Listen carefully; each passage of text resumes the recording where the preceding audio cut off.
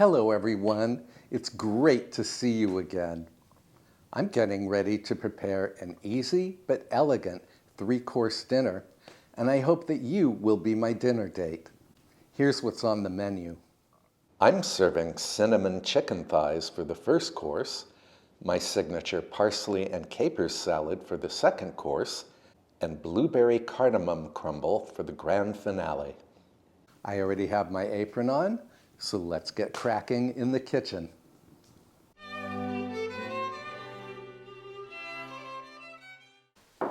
All right, the first thing we're going to make is the blueberry cardamom crumble. And I'm going to start with the crumble topping. Now, I've made similar toppings before. You start with 1 cup or 125 grams of flour. I'm using gluten-free flour today from King Arthur. And then 1 cup or 180 grams of brown sugar, either light or dark, packed. I'm going to break up that brown sugar a little. Then I'm going to add a pinch of salt. I'm also going to add a ½ teaspoon or thereabouts of ground cardamom. Now, cardamom will give this crumble a delightful floral fragrance. Give this a quick mix. Then I'm going to add a ½ cup or 113 grams of diced butter.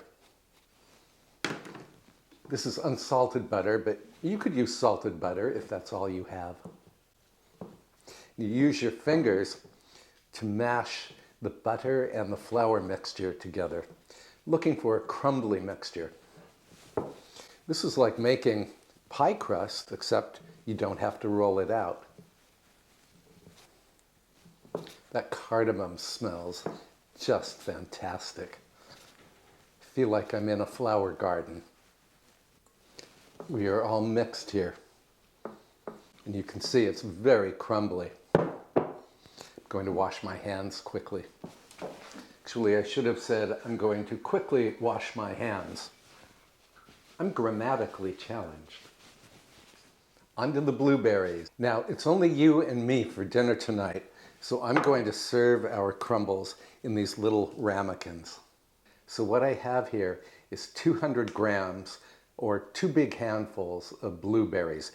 These were frozen blueberries from the supermarket. And I'm going to top them with a generous tablespoon of cornstarch. Cornstarch will thicken the juices, which will exude during baking time. Add a quick toss. I'm also going to add some demerara sugar, just for crunch. Add as much as you dare. That's about a teaspoon.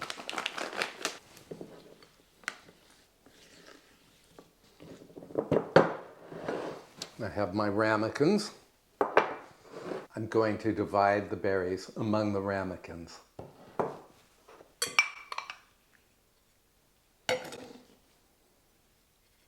And then top them with the crumble topping.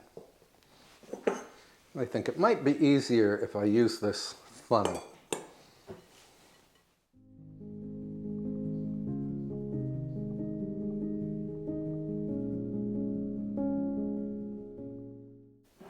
And of course, I'm going to have plenty of crumble left over. So I'm going to put this in a reusable Ziploc bag. I love these bags. They're very easy to clean up. And then I'm going to freeze the crumble so that next time I want to make this dessert, I won't have to make the crumble. Here it is, into the freezer. I'll be right back. The ramekins can go into the refrigerator until you are ready to bake.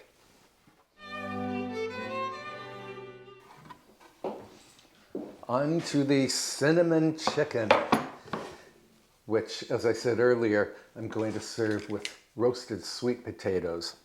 The chicken and the sweet potatoes are going to roast together on the same baking sheet. So peel a sweet potato or 2. As I've said before, a Y peeler is your best friend when you need to peel things like sweet potatoes. The peels can go on the compost. There's very little waste in this household because I save my vegetable peelings for compost, and of course that compost then feeds my garden. We need to roughly dice the sweet potato.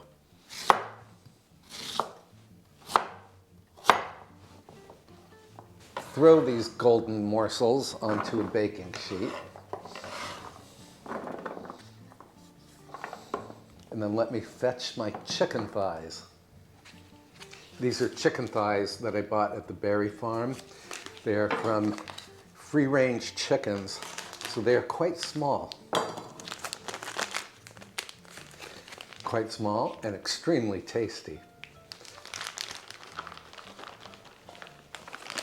The only thing I'm going to do here is pat them dry.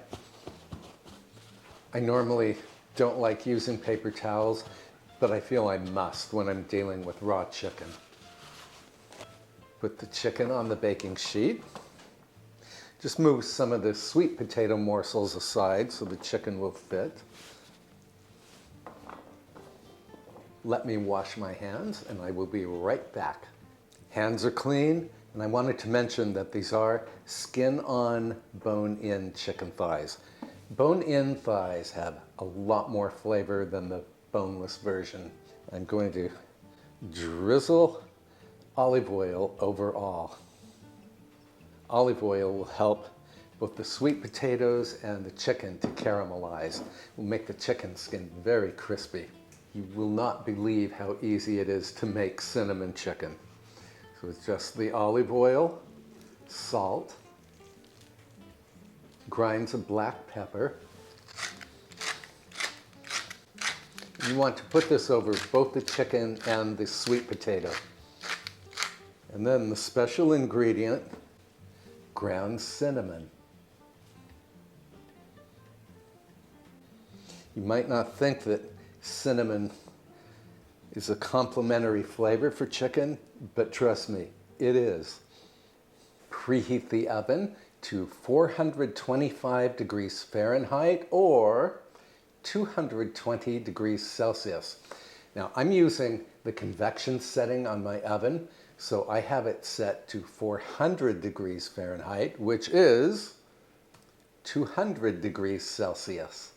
My oven is preheated. I'm going to bake this off right now.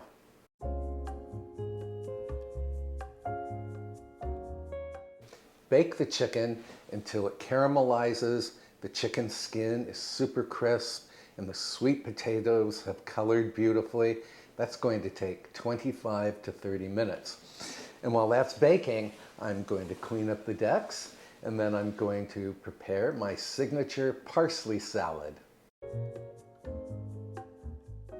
Parsley. I use the tips.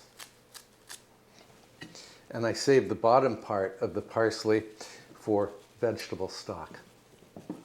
If you'd like to watch me make vegetable stock, please leave a comment below. It's really easy to do. So put the parsley on a platter. I love parsley salad. Parsley has a peppery taste, sort of like arugula, but it's a much stronger taste, so it's really wonderful. Now, I'm going to add some thinly sliced red onion. Let the onion rain on top of the parsley. Olive oil. The juice of half a lemon. This is a seedless lemon. Capers. I used to be afraid of capers until I tried them. They are phenomenal. They're salty, and I can't even describe them. If you've never tried capers, please try them. And just for a bit of color, I'm going to add some pimiento. Now, some people pronounce that pimento, ignoring the I.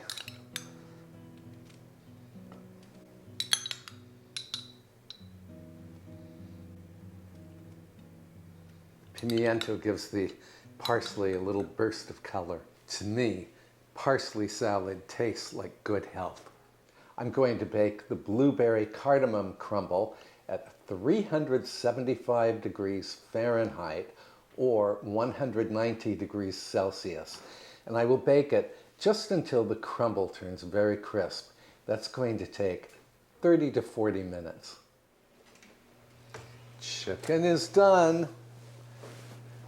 Look at how richly colored these sweet potatoes and the chicken are. I'm going to plate this up, and then I will meet you in the parlor. I have a fire going there.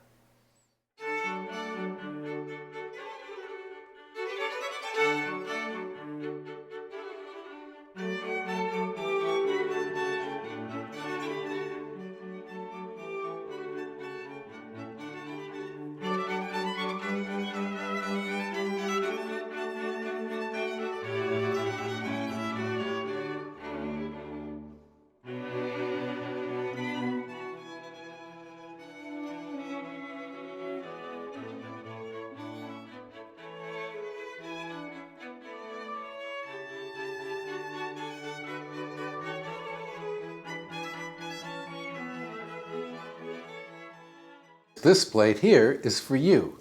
Bon appetit! We are starting with the cinnamon chicken with sweet potatoes. The chicken is succulent, the skin is very crisp, and that cinnamon, I mean, I can't even describe it. It's just a wonderful flavoring for chicken.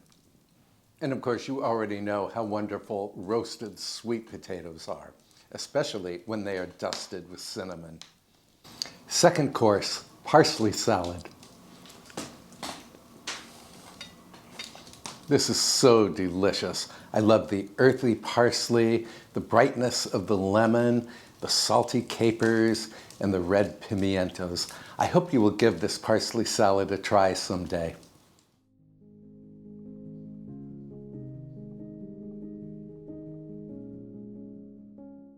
And now for the grand finale, the Blueberry Cardamom Crumble.